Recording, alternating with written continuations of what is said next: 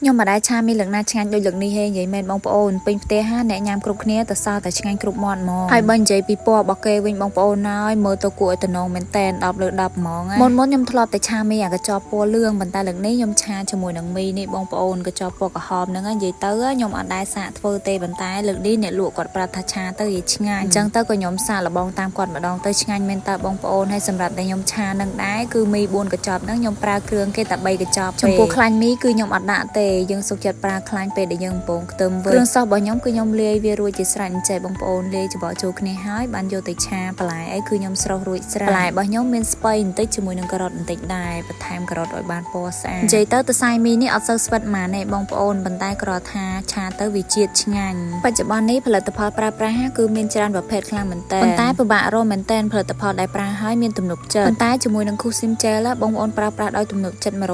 ហ្មងអត់មានផលប៉ះពាល់ដល់សុខភាពប្រើហើយបានផលពិតៗបងប្អូនចង់ស្រកកន្លែងណាលេបកន្លែងហ្នឹងមិនថាក្បាលពោះដើមដៃបឿកកពួនដៃកពួនជើងឲ្យតែកន្លែងណាដែលបងប្អូនចង់ស្រកអាចលេបបានប្រើប្រាស់បានរាងស្អាតហើយមានទំនុកចិត្តទៀតប្រើដោយសុវត្ថិភាព Kusim Gel ផ្សំឡើងពីធម្មជាតិប្រើហើយស្រួលខ្លួនទៀតក៏លេចមកមើលពីរបៀបឆាមីរបស់ខ្ញុំវិញគឺខ្ញុំបំពងខ្ទឹមហើយខ្ញុំគោះពងទានឹងដាក់ចូលជាមួយខ្ទឹមបំពងឆាច្បល់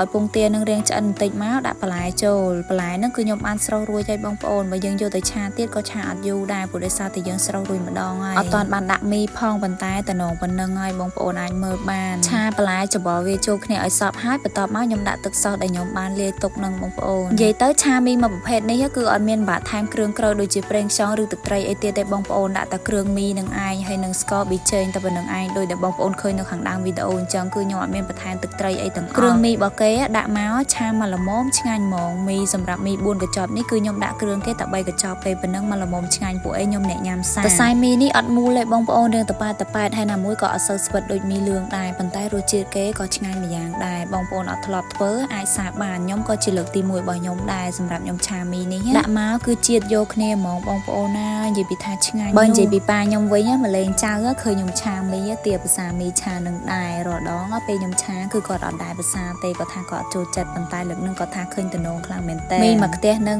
ឆ្អិនបានទៅដោយរលូនអត់ពិបាករត់ឡើងរត់ចុះគឺដោយសារតែប៉ាខ្ញុំនឹងឯងមកមើលចៅឲ្យបាទខ្ញុំបានធ្វើស្រួលនិយាយពីថាសម្រស់មីខ្ញុំវិញបងប្អូនហើយតំណងញ៉ាំខ្លាំងមែនតើ